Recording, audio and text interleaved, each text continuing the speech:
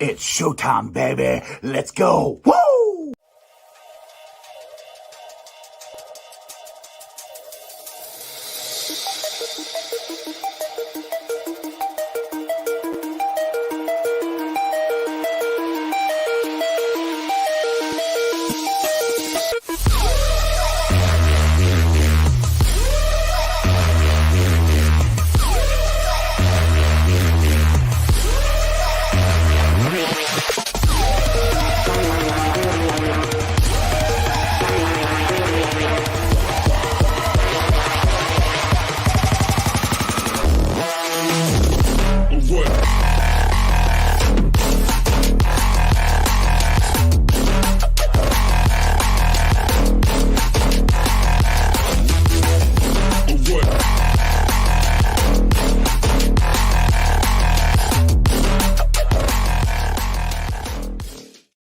What's up, guys? Welcome to the show. This is Sports with Strawberry Ice.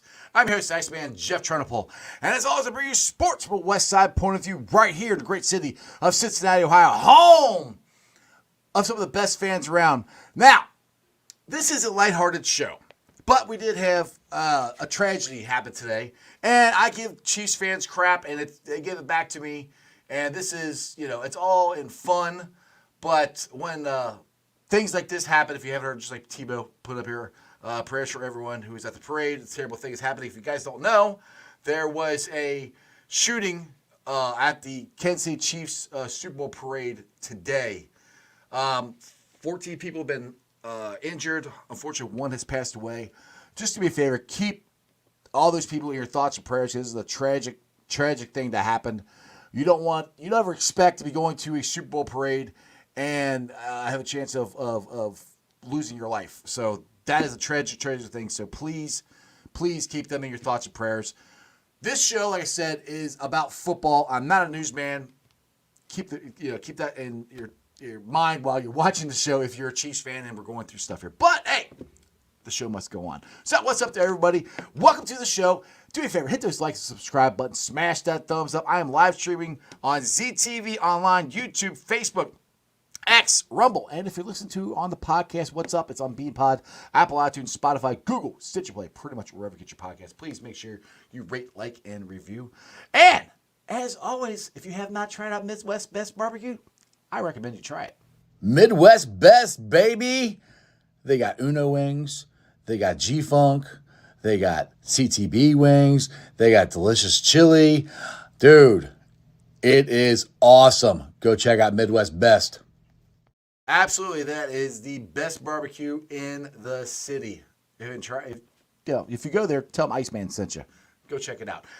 And as always, I'm coming to you live from this glorious place down there. It's the Ice Cave. The Ice Cave is brought to you by T Properties. T Properties, quality housing for quality people. Check out their website at www.tpropertiesllc.com for all your rental property management needs and your rental needs. And you know it, we hit the jackpot when we drafted Joe Burrow. Now, I titled this show, Why Does Jackpot Joey Own Patrick Mahomes? Because he's 3-1 against him. And he's beat him in his own stadium for the AFC Championship. So, I'm not even the only one that says ESPN. These guys, take for what you want of ESPN, and multiple media guys are saying Jackpot Joey is the only one that can stop the Chiefs from repeating. So, if you want to get geared up with the hats, the hoodies, the banners, all that stuff, go right there to jackpotjoey9.com. Remember, portion of the proceeds go to the Joe Burrow Foundation. What is up to everybody in the chat? We got Ross is in there. Like I said, payback season is on the way. Exactly. Strangers in there. Brad's in there. Tebow. Crip's in there. What is going on, everybody? Now, let's get to the news of the day before I bring in my guest. Reds Hall of Famer and former pitcher for the Big Red Machine. He's also the pitching coach back in the late 90s, early 2000s. Don Gullett has passed away today. There's some Bengals news. A.J. McCarron asked for and received his release. He wants to go back and play in the, it's not the XFL, USFL, or however they're saying it. They combine the USFL and the XFL together. UFL, I think is what they're calling it. Anyway, he's going there to go back and play for the St. Louis Battlehawks. So who knows, maybe he plays there. And maybe he comes back next year for the Bengals' third string. I don't know. But let's get into this thing. Let's discuss this. We can ask John the Brain Sheeran. He might not agree with me. I don't know. But why does Jackpot Joey own Patrick Mahomes? Let's get to John. What is up, John? Hey, Jeff. By the way, it's the United Football League, UFL. United Football League. Like Thank you. XFL and the AFL. Yeah. Much like, like in the 60s when the Right. NFL merged. So Right, we'll see. Exactly. Yeah, We'll see how that goes. So what is? Oh yeah, it's already getting some hate here. Jackpot Joey has 0 rings. Yeah, I know, but he's beat Mahomes 3 times. Anyway, so what is your thoughts on the narrative that people, and like I said, I'm not the only one saying this, that Joe Burrow and the Bengals have the best shot of stopping the Chiefs from three-peating next year. Do you agree with this? Do you disagree with this? Is this just some clickbait thing I'm doing right now? What do you think? It's best supported based off of just the results. Mm-hmm. And I remember, like, before the Chiefs and Ravens played, because I was getting some flack for, like, supporting Lamar Jackson and not minding if the Ravens beat the Chiefs. And I think, like, the biggest detractor to that was, oh, well, we want, and the we as the collective, we as Bengals fans, we want, Burrow to be the only one who has beaten Mahomes or who can beat Mahomes anyways. Right. Because that's how Bengals fans view the Chiefs, right? It's just like, yeah, the Chiefs are great, but the Bengals are the team that gets the best of them whenever they meet or whatever. Right. And I guess that's the dynamic. So of course, obviously the Chiefs go undefeated in the playoffs. They win the 3rd Super Bowl. Not Brock Purdy, not Tua, not Lamar Jackson can take him down, or Josh Allen for that matter, right? The whole the Bills Chiefs thing, like that's been obviously talked up as Manning versus Brady, and Bengals fans have an issue with that because they think that Joe Burrow is better than Josh Allen, and Joe Burrow's obviously had more success against Patrick Mahomes. And of course, the whole QB wins thing is a thing in a nutshell, right? It's like, for as much, I don't want to say discrediting, but like obviously with Mahomes, it's, well, he's got a great defensive coordinator, he's got a Hall of Fame tight end, he's got a Hall of Fame head coach. And when the Bengals play the Chiefs, it's not just Joe Burrow who's beating the Chiefs. It's obviously Lula Rumo cooking up amazing schemes against Patrick Mahomes. It's his great receivers who are doing a great job against a great Chiefs secondary. So both quarterbacks have obviously had a lot of help, and they're not the only reason why they've had success against one another. But when you have just this general topic, who can beat the Chiefs, well, there's only one quarterback who's playing right now who's been credited for a win against them when it counts. So, of course, that's going to be what the talking point is. It's going to be the narrative. I think at the end of the day, though, until Burrow and the Bengals achieve similar results to the Chiefs in just the grand scheme of things, it is going to be a weird debate to kind of have. It's going to be something very, I don't know, like it's just it's pretty much all the Bengals have to hold on to right now, which is cool because no one else can say it. Right. But like at the end of the day, how much does it mean? I don't know. Yeah. I can't disagree with that. Like, how much does it mean? But I mean, when you get these debates or whatever, I mean, to me, it actually it means something because of watching Lamar Jackson and watching them go against the Chiefs and watching them crumble. And that's the difference for me, that I think that Burrow doesn't blink, and that confidence and everything exudes. And that's what Mahomes does. Mahomes doesn't blink. And you have that dude that permeates your whole team. And yes, you're right. The defense had a lot to do with helping the Bengals win the first 3 games when Joe Burrow went against Mahomes. But Burrow made the throws. Burrow is the leader of the team. And that's where, to me, there is some concrete evidence to this, other than the fact that, he's 3-1 against Mahomes. That other quarterbacks have tried this. And there's only 2 quarterbacks, I think, in this generation of football right now, to be honest, that are the same, and as far as their mental game goes. And that is a lot. I don't think people realize how much that has to do with winning these games and knowing you can do it and have confidence you can do it and bringing up bringing your teammates up to that level. That's what Patrick Mahomes does. That's what Joe Burrow does. They bring their whole team up to that level to compete against each other. And you've seen, the Bills not be able to do it. You've seen the Ravens not be able to do it. You've seen the 49ers not be able to do it. I mean, that's where, to me, like, yeah, you could say it's something just all right, yeah, we don't have the rings, which is right. I mean, that's true. But there is some facts to this. And there are some actual Chiefs fans that have reached out and said, you're right, that they love this rivalry, and that's what's fun. That's what's fun about football, is once you have this rivalry. And what was killing me during this playoff run is this year with Burrow being out and the Bengals being out, the media kept going, well, Josh Allen and Patrick Mahomes, that might be the new Brady Manning. I'm going, no, it's Burrow and and Mahomes. That's it. And now, after it's all said and done, the national media's coming around. That's Burrow and Mahomes, and he's really got the only shot to beat him. As of right now, it's February 14th, 2024. We're talking off season here, so that's where, to me, the difference is the calmness he has and being able to bring his players up to that level, because nobody else has been able to do it yet. I agree with that, and I think especially because like the Allens and the Lamars of the world, like they've all faltered at first. Like Allen has eventually beaten Mahomes, obviously not in the playoffs when people really care about it, but it took one game for Burrow to do what those other quarterbacks didn't, and then he won the next two, right? So they were 3-0 against the Chiefs at a certain point, and I think Louis Riddick was on like the Stephen A. Smith show the other day, and he said what I think we all kind of believe. Burrow and the Bengals were in the Chiefs' head, and it really pissed off Mahomes that he couldn't overcome this. And of course, eventually he did, right? Because it's Mahomes and the Chiefs are great. But I think the fact that they did it immediately, and it did it when people didn't expect them to do it, it really is a testament to, I think, like what you're saying, like the ability for Burrow to galvanize the team and instill belief that like we can do anything, we can overcome any mountain. It is very rare for a quarterback to do that, and of course there is some luck to be involved too, because I think Josh Allen has played phenomenally in basically every single game that he's had against Patrick Mahomes, and the luck hasn't necessarily been there. And that's almost like it makes him more of a Peyton Manning, because Peyton Manning never really had that great of a defense, and he had some bad luck against Brady too. But again, at the end of the day, like the results still have to matter at some point, and it has to go beyond just what the expected results were. It has to go beyond just all these other different types of metrics. Like Burrow's been able to get it done with or without like a really dominant defense. So I think that those are like the biggest supporting factors to this, and it's why it's still entertaining to talk about. Exactly, and the thing is there's different aspects to this. Is what Joe has done and what I think he's going to do. That's the thing. Patrick Mahomes has won 3 Super Bowls. People still say Joe Burrow.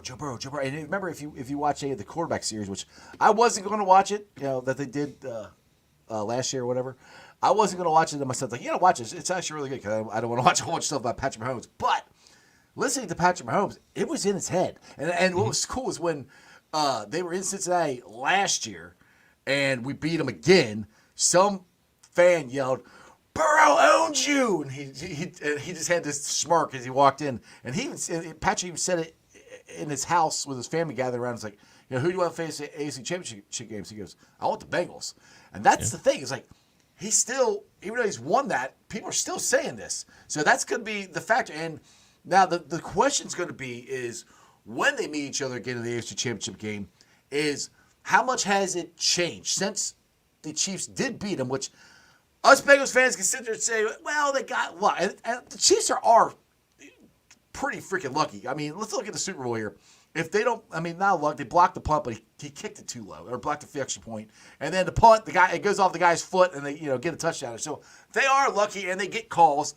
Sometimes that just happens, but it seems like it keeps happening for the Chiefs, because you're just saying the Buffalo Bills can't get anything to go their way. The Chiefs seems like everything goes their way. But my point is I wonder how much of that narrative is going to change, or how it's going to flip back if Burrow beats him again. It's like, see, you can't Burrow. You only beat him once. That's the dynamic, and that's the mental thing that I think's still in the back of his head. It's also it's kind of tricky waters here, because like the Bengals and Browns have this dynamic too, where I think the Bengals and their fans think that they're better than the Browns. Yeah. And for whatever reason, it's just been a bad matchup for the Bengals. And I think many people realize that, but of course, no one in Cleveland believes that. They believe that they're better than the Bengals. They believe that they have the Bengals number, right? Yeah. So like there are these weird dynamics between different teams, but this is, I think you mentioned it, this is probably the best true rivalry in the NFL, where it's just two teams. You don't really know what's going to happen in that game, but both teams are going to get the absolute best at each other. It's always been one-score games when both quarterbacks have been healthy. Mm-hmm. And even still, like Jake Browning was up 17-0 on Mahomes in Kansas City before obviously the Chiefs kind of came back and won that. But no, they're always going to be really good games, and they're always going to be intense. And I think it all started from the Bengals doing the right things to eventually get to that point of competing with Kansas City, and they did it faster than everyone else. So now that Kansas City is on this mountaintop, they have 3 rings in 5 years, which does qualify as the modern day dynasty. Everyone's going to be talking about, just like they did with the Patriots, who's going to be able to knock them off, right? Because no one wants to see Patrick Mahomes for 20 more years like Tom Brady was with the Patriots. So the discourse is going to be about who can topple this and who's going to be the next team. And eventually, if the Bengals ever get to that point, it's going to be who's going to topple the Bengals. And the Bengals are going to be labeled as the villains and the haters. I'll be fine with that one, John. I'm cool with that one. If they want to know who can topple the Bengals, sign me up for that. I will be fine with that one. So, all right, with that being said, let's roll into the offseason. What the Bengals need to do to get themselves back to the AFC Championship game. Because, this is another thing. One thing I want to say, too, real quick. Louis Riddick, I think, had a lot of good points this morning on Get Up. He said that, the Chiefs start the season at the AFC Championship game. I look at it this way. A healthy Joe Burrow, the Bengals start the season in the AFC Championship game. Because when he's healthy, we've been there the 2 years he's healthy. So that's one thing. That's another thing where when he said that, I'm like, well, you can say that about a healthy Joe Burrow. Anyway. All right, this offseason here, what are the key moves? Is it going to be completely trenches driven this offseason? Because we got to get right tackle, interior lineman, at least 2, maybe 3 interior linemen there. Where do you think this offseason is going to go? I think it would be very nice if it was just trench driven, but I think they have to do a little bit more than that. Looking back at this point last year, I was thinking the same thing about running back and tight end as I am now. Right, mm-hmm. Because they don't have an established starter at tight end. Right. They still need more explosion out of the running back spot. We're still going to have another offseason conversation about Joe Mixon, which is that's going to be fun. But obviously it's only going to last about a month, right? Because he's got that roster bonus due. But on defense, it was about the safeties last year and like how they're going to replace Jesse Bates and Von Bell, and now it's going to be about do they still need someone there to make Dax Hill's life easier? Like, what are they going to do with Jordan Battle? Are they going to give him a full-time starting job, or do they need a free agent that can basically help limit explosive plays? So there are some other needs here besides just defensive tackle, right tackle. None of them trump defensive tackle and right tackle, but no, it's going to be more of those same needs as it was last year, and it's kind of a testament to the moves from last year just not really getting it done, right? And I think Paul Diner explained this really eloquently in The Athletic today when he was talking about T. Higgins, right? It was the Bengals last year went all in on Orlando Brown and gave him like a huge contract, and that's kind of been against some of the other things that they've done, which is kind of attack needs with quantity rather than quality. And those those plethora of moves at like specific positions that really worked out because all of them hit. But with Orlando Brown, it was like one big move and then a bunch of minor moves kind of to follow it, and those minor moves weren't enough to kind of fill the rest of the needs. Now with defensive tackle, that's kind of where I see them kind of going back to that 2020 to 2022 type of approach where they kind of attack it with multiple names at that spot, maybe some mid-tier signings, instead of like going out and getting like a Christian Wilkins or a Chris Jones, if Chris Jones is even leaving Kansas City in the first place. And right tackle, he said he wasn't leaving. He wasn't leaving the parade, but he's drunk off as you-know-what. So they all were. So anyway, go ahead, sorry. And then that right tackle, right? Like Jonah Williams is going to be free agent, and everyone kind of assumes he's going to be gone. He's going to get a pretty massive deal there, or at least bigger than the Bengals would want to give him. Are they going to go the Riley Reif route again, where they're going to get like a veteran like an Illuminor and maybe draft for the future there, right tackle? So I think they have to really emulate the success that they had in free agency prior to 2023. And no offense to Orlando Brown and maybe one of the guy that they signed last year that ended up working out, but they can't repeat that again if they expect to have like a legitimate roster going into 2023. Yeah, exactly. That's kind of what 2024. 2024. Yeah, I know. We're getting old, John. Forgetting what year it is. But yeah, that's what I've said. It's like I think we talked about this on yesterday's show that they need to get back to doing what they did when they signed Chidobe Awuzie, when they signed Mike Hilton, when they signed. They traded for B.J. Hill. They signed Trey Henderson. Those were mid-tier guys that hit big for us. And Duke Tobin has proven he can find these guys, and the scouting staff can find these guys. I agree with you on that, and that's where I'm with. I would be shocked if we don't have a right tackle signed, and then at least one or two interior linemen signed before we go into the draft, because the Bengals don't like going into the draft and going, oh my God, we got to draft a right tackle. Oh my God, we got to draft this. They want to be able to draft the best player available, and that's where I think we're going to see that. And I'm not saying first day, but free agency, I think, is going to play a big part for the Bengals. And reading the tea leaves, Illuminor. Have you been seeing what he's saying? He wants to beat the Chiefs. You know, he wants to. You know, he wants to stop the three-peat. Blah blah blah. Is he doing that just to troll Bengals fans? Because it sure as hell sounds like he wants to come here. You know, I don't know. Are we reading into this, or you think he's just having fun with us? For someone who tweets that openly and often, one of two things is true. Either they have a specific agenda, or they just are just tweeting without any thoughts behind their brain at all. And honestly, it does kind of look like reverse tampering, where he's going to get in trouble with the NFL. Maybe he just really likes Burrow and the Bengals, and the comments that he previously had about beating the Chiefs, that's just a coincidence, whereas the Bengals are, of course, the only team that's beating the Chiefs when it counts. So I don't know. There's obviously going to be interest from that side. It's just a matter of if the Bengals want to sign him to like a 1-year deal, which I wouldn't be opposed to, but you know, it's a two-way street. Right, exactly. Now, I messed up yesterday, and I thought I read something that James Rapine said. I was wrong. That I thought he was saying that Illuminor and Jonah Williams would probably get about the same amount of money, and he answered me back on Twitter and said, "No, that's not what I said."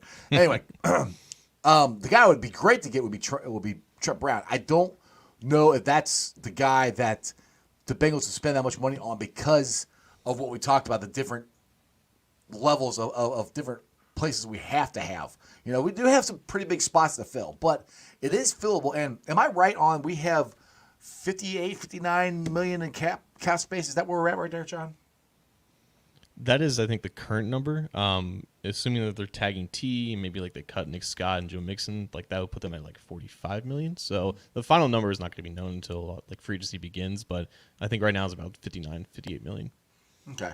So that's the thing is reports came out, nothing's official yet, but reports came out that the Bengals are reportedly going to tag T. Higgins, which, I mean, that's not shocking to me. I figured that's what they're going to do. But what's the tag there? 21 to 25 million, somewhere around there? So that's 20 to 21 is about 20 to 21. So that's a big chunk right there. With that being said, that's where, like you mentioned it, I think Nick Scott, I think he's probably going to get cut. But then that brings us to Mixon. I mean, he's got a big roster bonus this year. He had 1,000 yards. Now, I'm not trying to talk anything bad about all you people who love Mixon. I love Joe Mixon. I'm not trying to talk bad about him, but he got 1,000 yards because we played against the Browns, secondary, their second team, not their starting team. That's the reason he got 1,000 yards. But he had an okay year. And the thing I've said on here, John, is the running game needs to be more explosive. Like what Chase Brown did at 22 miles an hour, he didn't do it enough because he was hurt. But that's where I think that they're looking for, that they might, if Joe Mixon takes less money to stay here, which I think that's what he's going to have to do to stay here, you have him and you have Chase Brown. You still need to add to that room. If Mixon comes back on a cheaper contract, you have Chase Brown. Are you trying to get another running back like Chase Brown, or are you trying to get one like Joe Mixon? Where would you be at? Well, first off, I'm not sure if he's going to take another pay cut after taking a pay cut after last year. I don't know either. Right. I'm not opposed necessarily to keeping Joe Mixon. I thought the whole thing last year was that there was no way he was going to stay on that contract. He was either getting cut or doing what he did, and he ended up doing what he did. Right. So now he's still at an okay price point for the value that he provides, and I still think that he provides value, especially after this year where the running game wasn't enough and they saw every other AFC North team kind of run all over them. I still think the power that he brings, maybe on a lesser basis in terms of just limiting his amount of volume, I still think there's value to that. And he still has some burst to get to the outside. So he's still a quality player. And I think what the value that he brings matches to the price that he has now compared to what it was last year. But I wouldn't mind at all if they went out and got like an AJ Dillon, right? Like a younger power back that would be significantly cheaper. I still think that in their minds, at least, like seeing what other AFC North teams did to them, I think that they still value that power as a part of the rotation in the backfield. Like they got they got the explosion. They got the implementation of explosion with Chase Brown. And I think a younger power back can still provide more explosion compared to what Joe Mixon can now, because unfortunately that's just not really part of his game, which is the main reason why I would look on more than just saving like a handful of million in terms of cap space. So I'm in the camp of still keeping a semblance of power in that rotation, but obviously getting younger and getting more tread on the tires is going to add to explosion as well. Right, exactly. Another question here from Paul Painter here. He says, John, do the Bengals have the cash equity to elevate the cap hits for T and others? That's a big word. Yeah, I know. It's not hard sure to equity has much to do with it. But no, yeah, cash spending is very important here with the Bengals, because Andre Prada found this out years ago, that historically they will spend as much cash as the league-wide salary cap is for that given year. Right. So, and it's not official yet, but it's projected to be, the salary cap is $242.5 million. Right now, they are spending, or they're committed to about $189 million in cash spending. And again, if you release Joe Mixon, Nick Scott, and you franchise tag T. Higgins, it gives you about $45 million in cash to spend. So yeah, like that's a handful of starters that you can do. Like if they want to extend Jamar Chase in the summer, that's going to require cash too, which is going to factor into how much you can spend in free agency. I think it was like 1 or 2 years ago where they spent a little bit less cash because they expected to sign an extension, or they were just preparing for Joe Burrow. But in normal years, like you can expect cash spending to equal what the cap is. And yeah, they'll have, not including T. Higgins, they'll have like 60 something million in cash to spend based off of their historical averages. Now, one thing I think some Bengals fans expect this to happen, I don't expect this to happen this year, is I don't expect Jamar Chase to sign a contract extension this year. I think he's... Me neither. They're going to go through next year, and they're going to try to negotiate then, is what I think. And because he does not have the fifth-year option. But, actually he does. I think about it. He does have the fifth-year option. Sorry. So that's why I think they go that route. And the thing is, too, is you don't want to allocate that money just yet, unless... He comes to them and says, "Hey, I'll do whatever you want." Which he's come out. He's not going to do that, but he's come out and said, he wants to win championships. Or more. I'll put it this way: championships are more important to him than money. Not that he's going to give any money up or anything. But one thing that I found interesting about this whole contract negotiation is Joe Burrow said that there are things in his, in a roundabout way, there's things in his contract that are there so he can help out or whatever. I don't know if that's deferred money, or he didn't really elaborate on that. And because people keep saying, well, Joe took as much money as he could. But I do think there's stuff in there to help out on this. Am I grasping at straws there, John, or what do you think?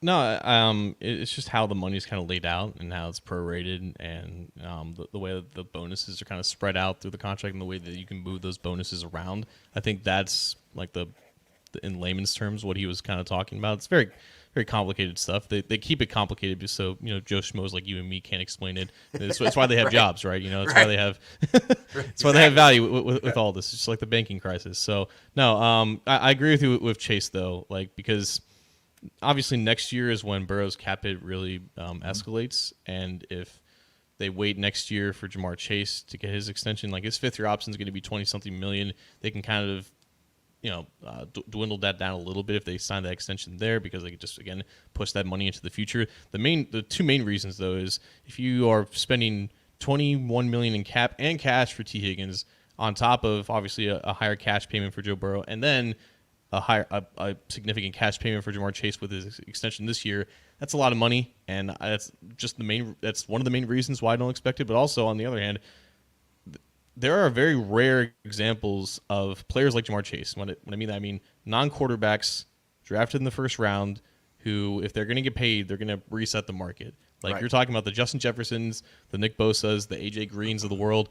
The commonality between all three of those guys, they had to wait until entering their fifth year to get that extension. Justin Jefferson is going through that right now. Part of that is because he wanted to wait for the receiver market to kind of escalate, and he may have to do that himself. But right. teams will always leverage that fifth year option. It's basically saying you're not under contract for 4 years, you're under contract for 5 years. We're going to use that. We're going to play the waiting game, so we don't have to make this cash payment now. So that's what I expect with Chase as well. I want to bring this. Stranger brought this up about Williamson and Illuminor. He's saying, I think 58 versus 68 PFF versus Luminor. Is that 58 million? Is that what he's saying? Or no, he's saying the grade. The grade. Okay.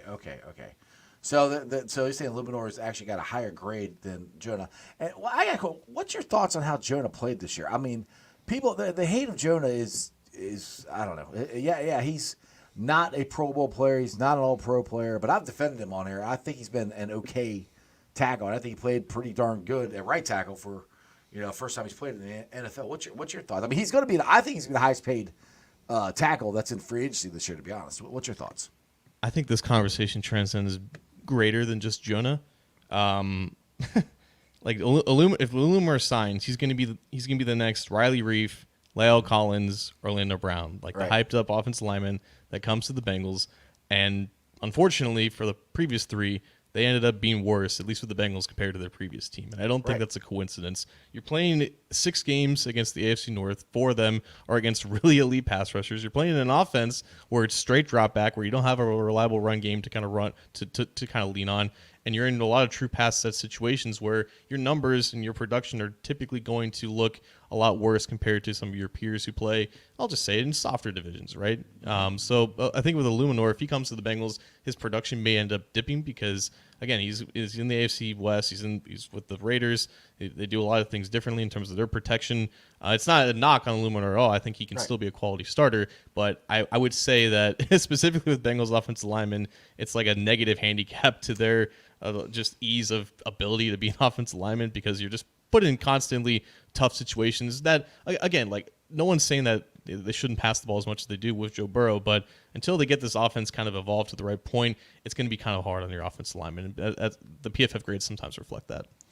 So for me, that's where, I mean, I would love to re-sign Jonah. I mean, I think that's I think that's the move. I don't think they can afford to do that and tag T. I just don't think that's in the cards and be able to sign other guys. As they say, there's not enough pieces of the pie.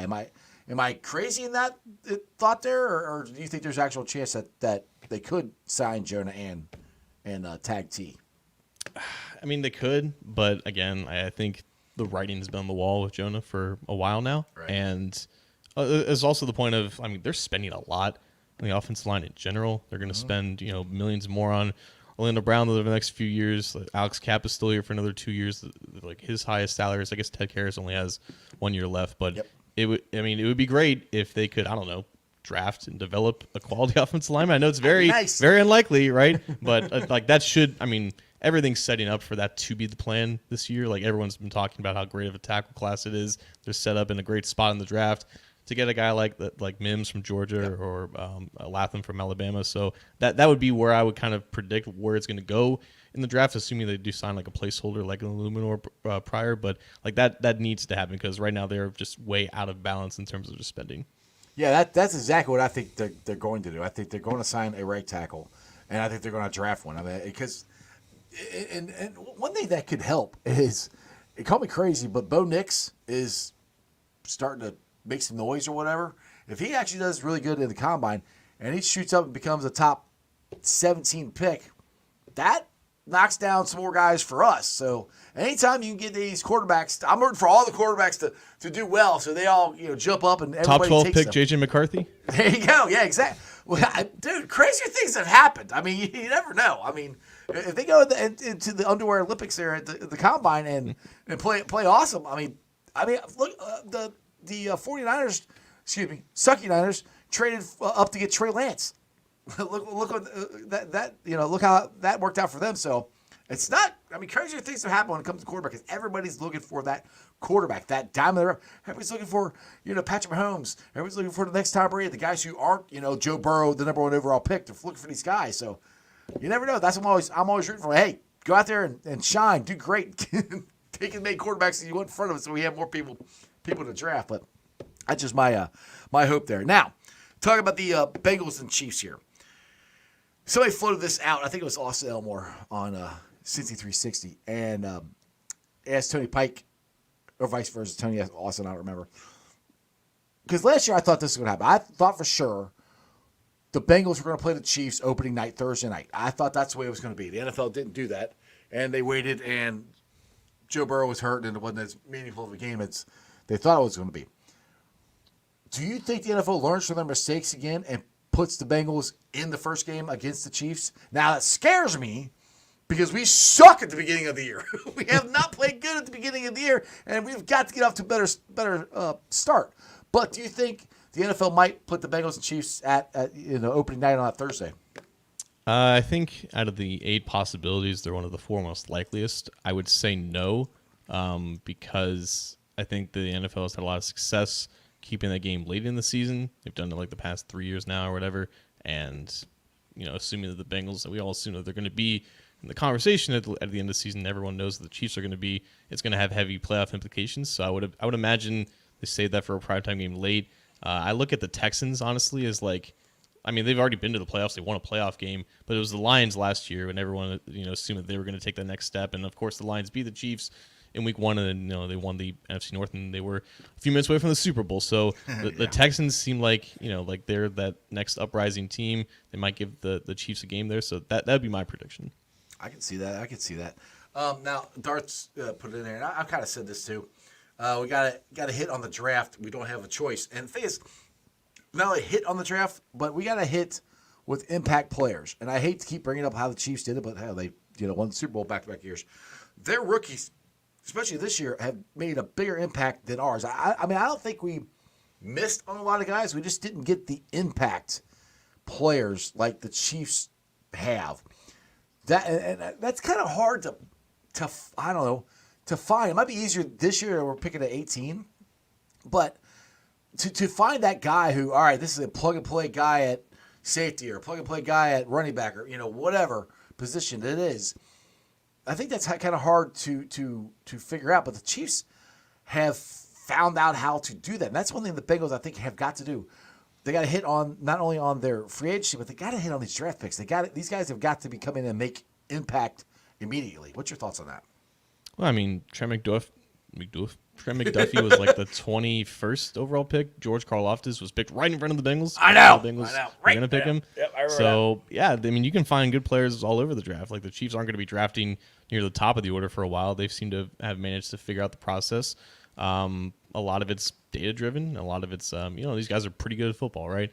But also, people are, I know Bengals fans are going to be more of the lines of we need to just draft certain positions to contribute immediately and kind of ignore the premium route. But again, those 2 players I just mentioned, cornerback and defensive end, the Bengals are always going to value those premium positions, and it's never a dumb idea to kind of invest in those positions as early as possible because typically the best ones are drafted as early as possible. But I think the more guys that you regardless of how much you think they're going to play immediately, if they're really good and they can contribute for your team at some point, draft them. If you think that they have a chance of being one of the best players at their position, do not hesitate, right? Because the best draft pick from this past year from the Bengals, I know for a fact, had people confused when he was first drafted. No one expected Jordan Battle to be drafted in the 3rd round. Everyone expected that to be an offensive tackle or a tight end or just any player on offense. They didn't expect a safety to be drafted after they signed Nick Scott and they were going to elevate Dax Hill. And thank God they Jordan did. Battle is their best rookie, and he saved the safety position, and he's the only reason why there's a glimpse of hope there entering the season. And because he was a really good player out of Alabama, he was by far the best player available on their board, and they didn't think twice about it. They didn't reach for a position of need. They just chose the best impact player available, and that continues to need to be the strategy going forward for sure. Exactly. Now this is something Brad brings up. This is something I brought up when Jake Browning was balling out here. I don't know if this is going to actually happen or not, but he's thrown it out there. What's the chances of the Bengals possibly trading Jake Brown to get a 2nd or 3rd round pick? Very minimum, I would say. With Jake Browning, he is an exclusive rights free agent, which really sucks for players because all that they can do is wait to see if their team gives them what is called a qualifying offer, which is essentially veteran minimum based off of how many years you've played. And if the player decides no, then they can't play football in the NFL, which sucks from a rights standpoint. But he has no choice. Yep. He has zero leverage this year. I think it would be cool if the Bengals went to him and negotiated maybe a multi-year deal as a backup. I don't know if that's going to happen because, again, they don't have to. But, yeah, I think for Jake Browning to leave the Bengals, it would be him entering free agency next year when he has enough accrued seasons under his belt. And maybe that won't be the case. I think he's only got one accrued season right now, so I think he might have to wait a couple of years before that even happens. But yeah, I don't think the Bengals would oblige because again, he's got zero leverage. Now, can they trade him? Like, say they sign him to the exclusive rights free agent, then can they trade him on that, and then that team has that contract, or how does that work?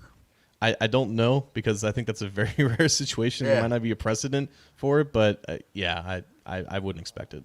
Yeah, just because I mean the way he played good. He played better than some teams' starting quarterbacks. So that's something I've always kind of thrown out there since he started playing good. But I hate to say this, and I'm not saying Joe Burrow's injury prone, but now that we have a quality backup, and with Joe coming back from the wrist injury, it's nice to have a quality backup quarterback. So once you have them, and I always say this before, and I said this a million times, if Joe gets hurt, the season's over.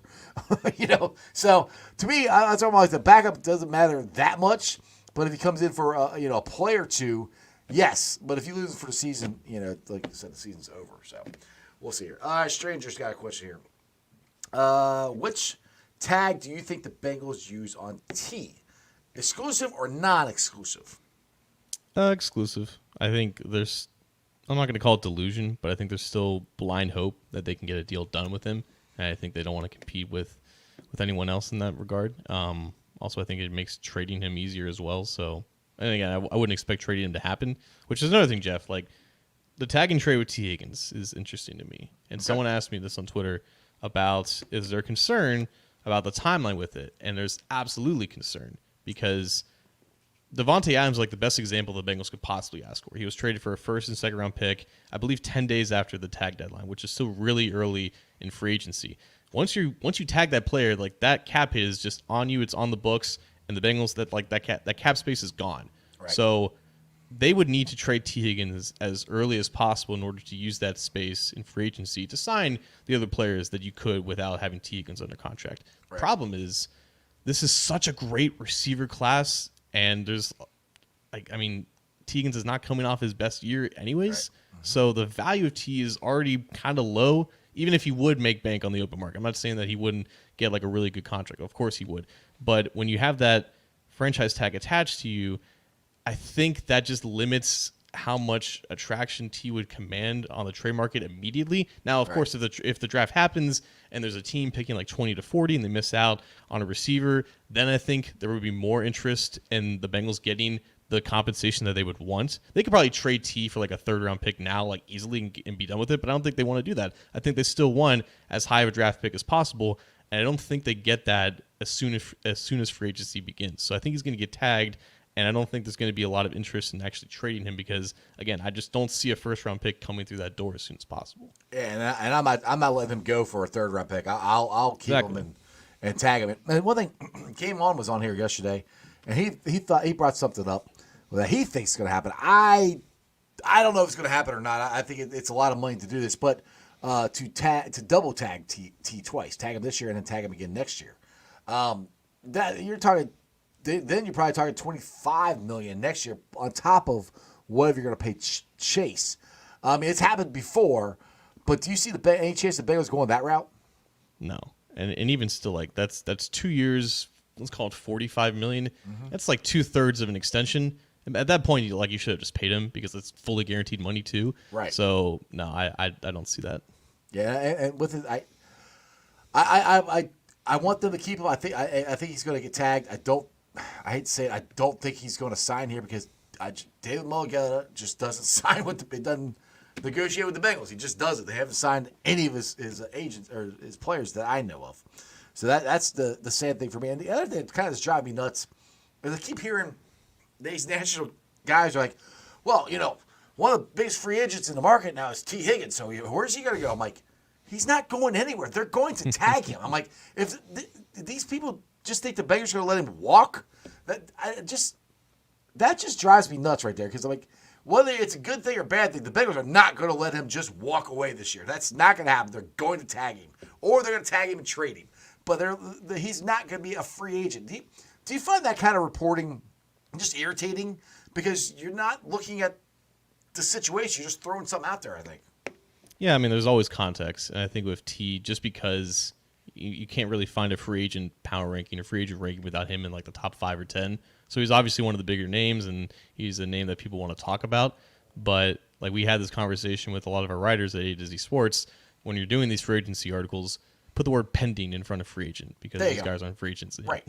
Yeah, exactly. That's why I'll watch Greeny or I'll watch ESPN or Fox or whatever. Like, oh, TA where's he gonna go? But he's not going anywhere. He's gonna be with the Bengals. They're not gonna just let him walk away.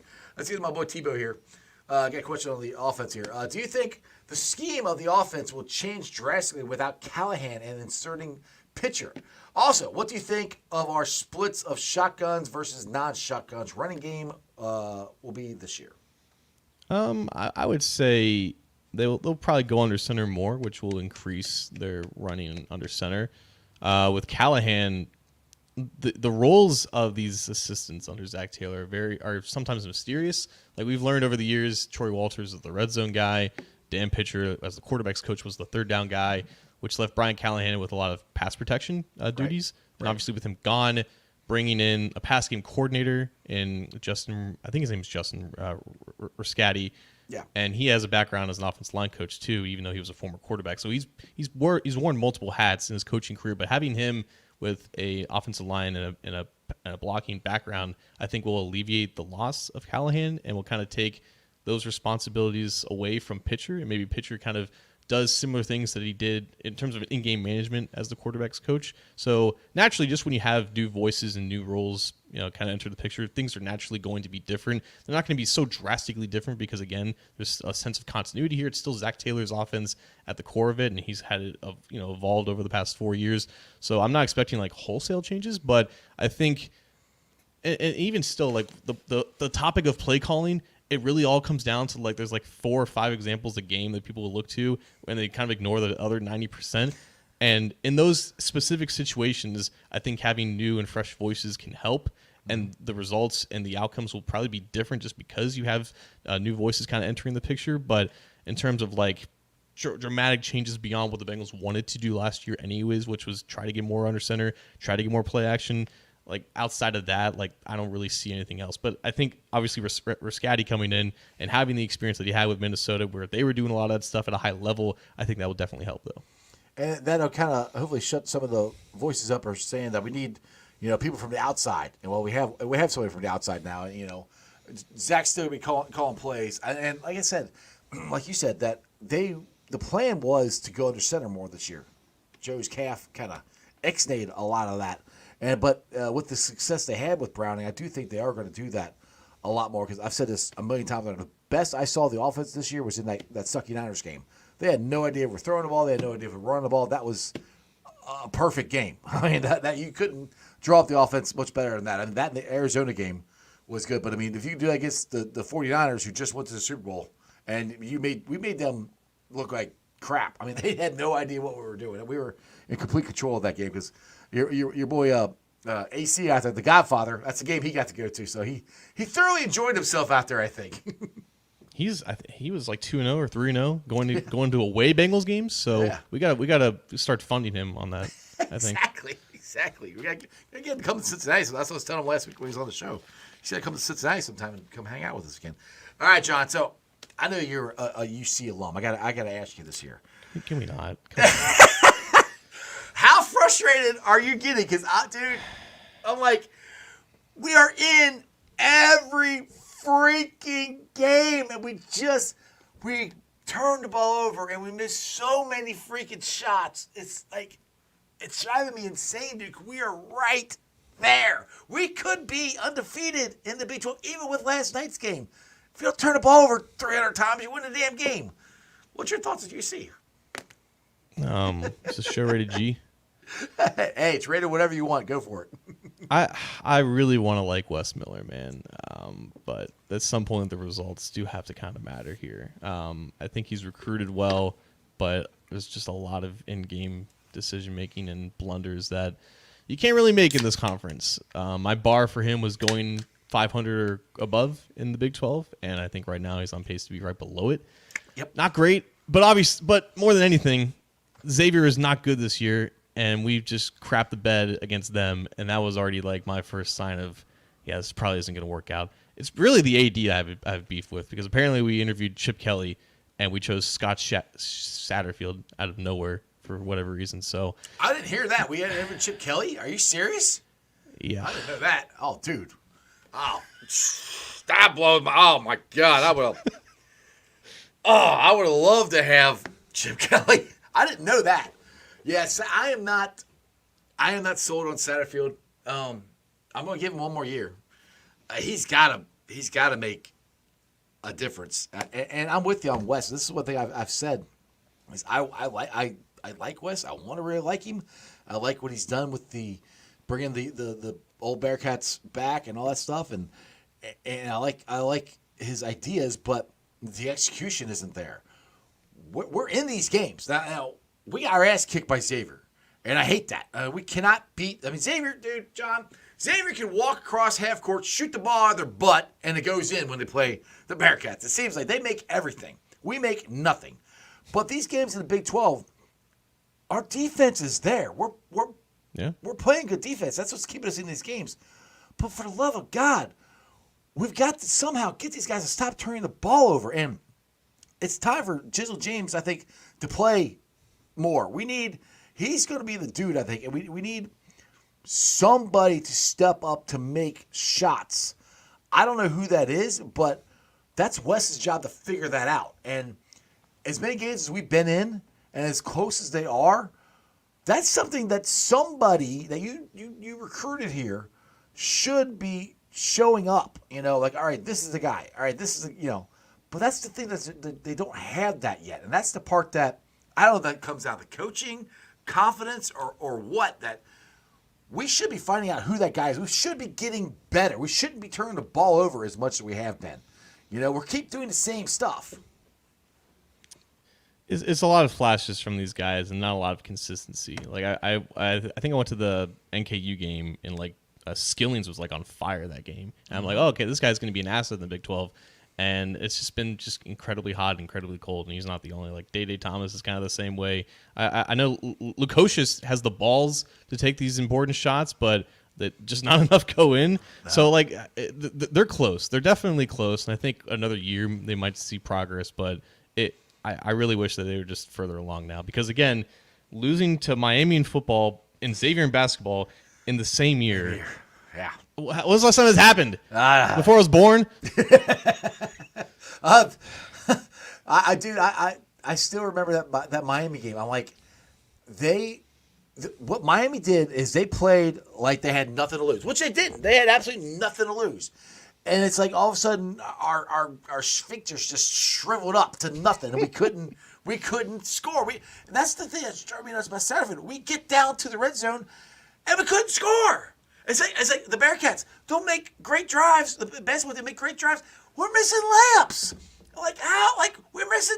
Dude, how many dunks have we missed this year? I'm like, oh my God. I don't know if that's coaching. I don't know if that's the play. I don't know what it is, but I've never seen us miss so many shots. Free throws, we never make free throws. That's a history of the Bearcats. From Bob Huggins to Mick Curtin, we never make free throws. But shots, like close shots, like we'll get the rebound and we'll just slam it off the backboard. It's like, how do we not get better at that? That's the part that's puzzling to me. It's like we're right there. That's where I'm like, I'm not ready to give up on Wes, because this conference, don't get me wrong, is tough. This is the biggest and baddest basketball conference around. You every little thing you do, and that's the thing, John, for as much as we're turning the ball over and as much as we're missing shots, we're still in these games. I mean, if you just turn the ball over half as much, we're gonna win. We're gonna be in the NCAA tournament. Why can't we fix that? Yeah, at the very least, if the spectrum is getting embarrassed and dominating like Kansas, we definitely fall in the middle, which I guess is better than just looking completely outclassed and we still belong in the American. So that's at least somewhat good to see. Yeah. But yeah, I had a lot more optimism finally going to Power 5, and then this is the result. See, I wasn't sure this year, John. I was kind of leery. So I have been, but beginning of the season, I was pleasantly surprised of how good we were playing.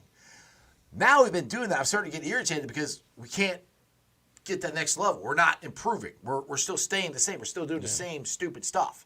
That's the part that's driving me nuts. Is you got to start getting better. You you can't bang your head against the wall and expect different results. And that's what it seems like we're doing. We keep turning the ball over. We keep missing shots. It's just like, it's just, that's what's frustrating to me. Anyway, hopefully we'll get better. Hopefully things will turn around. Like the football team, I don't know. I cannot believe we had a shot at Chip Kelly.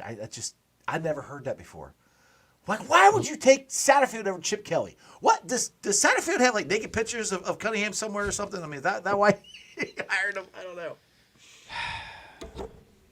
Yeah, it was Mike Lombardi who just randomly said it on Pat McAfee, and the only explanation I could think of is just because Satterfield recruited at Louisville, so they think that he could recruit in the area again. Which that's the only reason why I had optimism, because he was recruiting pretty well in his first offseason, and then the Pitt game was a Fugazi because that was an exciting win, and then it went all downhill from there.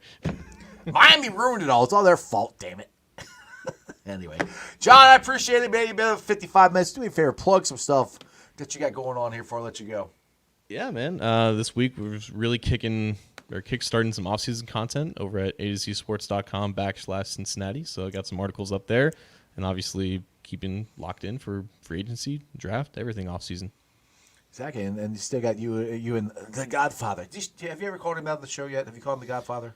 No, I have not. No. John, you had one assignment. You're supposed to call him the Godfather at least once. He's never called me the Brain. I don't know those nicknames. I have nicknames for. Actually, I can't take credit for the Brain. That's Crypt Keeper. But we have nicknames for both of you on here. Neither one of you use them. Like, geez, it's marketing, John. You can have John the Brain Sheeran. You could have, you could be like Goodberry. Have your own. Not the same logo, but anyway. I'm just trying to help you out. You make some money, John, I appreciate it, buddy. You have a great day, and we'll have to do this again sometime. Yep. Thanks, Jeff. Good day, brother. All right, guys. I hope you enjoyed that as much as I did. Check out John the Brain Sheeran and the Godfather Anthony Cosenza on the Orange and Black Insider Podcast. Check out John on A to Z Sports. He does a great job over there. Appreciate you guys watching. Now, if you guys haven't tried this yet, I'm curious why not, because I've been telling you for at least a month now to go check out Midwest Best, baby. They got Uno wings. They got G-Funk. They got CTB wings. They got delicious chili. Dude, it is awesome. Go check out Midwest Best. I'm still trying to figure out which one I like the best. The CTB wings or the Uno wings. Those got the Grippa wings. I like those. I have to go back out there, but I'm always leaning more toward the CTB wing. And then you got G-Funk. G-Funk is like the original. So those are all delicious, delicious wings. Make sure you check those out. Thanks for watching, guys. I've been live streaming on ZTV, YouTube, Facebook, X, Rumble. And if you're listening on the podcast, what's up? It's on BeanPod, Apple, iTunes, Spotify, Google, Stitcher Play, pretty much wherever you get your podcast. Please make sure you rate, like, and review. I'll leave a comment and a 5-star review so more Cincinnati fans can find my podcast. If you guys are watching on any of the streaming services, please do me a favor. Hit the thumbs up. Share it out. If you're on Facebook, I didn't realize how many views I was getting on Facebook till I started checking it out. I am getting most of my views on Facebook. Do me a favor. Share those out. Check out the reels I got going on there. I'm trying to do get back, because Facebook's my original. When I started this whole thing, I was on YouTube and I was on Facebook. Then I got on Twitter. Then I got on Instagram. Then I got on Threads. Now I'm on all of them, but Facebook's my original one. So make sure you guys check that out. Like I said, hit the thumbs up. Share it out everywhere as much as you can. I'd appreciate it. The YouTube channel, you guys watching there, hit the thumbs up. Hit the likes.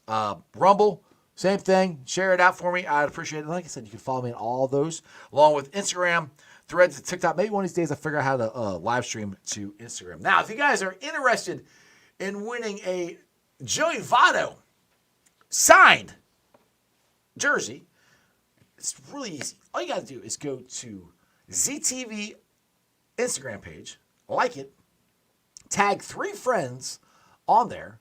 March 1st, they will be giving away this awesome, awesome jersey.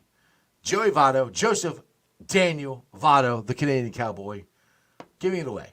So go to ZTV's Instagram, not the website, their Instagram. Like this post, tag 3 friends, and check out their live Instagram on March 1st. I will probably also tell you subscribe to my channel, because if you didn't watch that, you can watch me, and I'll have the name of the winner as well. So make sure you guys check that out. Other than that, you guys have a wonderful day, and I'll see you tomorrow. Tomorrow is going to be interesting. I'm still trying to figure out who I got. Right now, I don't have anybody scheduled. I've got a shot at getting Steve Logan, and I got a shot at getting Greg Vaughn. So I'm either going to have one or the other, or both of them, or neither one of them. So check out tomorrow's show. You get to see who's on. Maybe it'll just be me and you. We'll be talking. Maybe Steve Logan. It'll be Greg Vaughn. I don't know. Friday, I got Buck Farmer on. Reds relief pitcher. Reds pitchers and catchers. They are playing baseball today. Well, warming up, not actual games. But baseball is in the air. I cannot wait. The Reds are going to win the World Series. You heard it here first. Go place your bets. Other than that, throw it up, people. That's your sports, baby. See ya!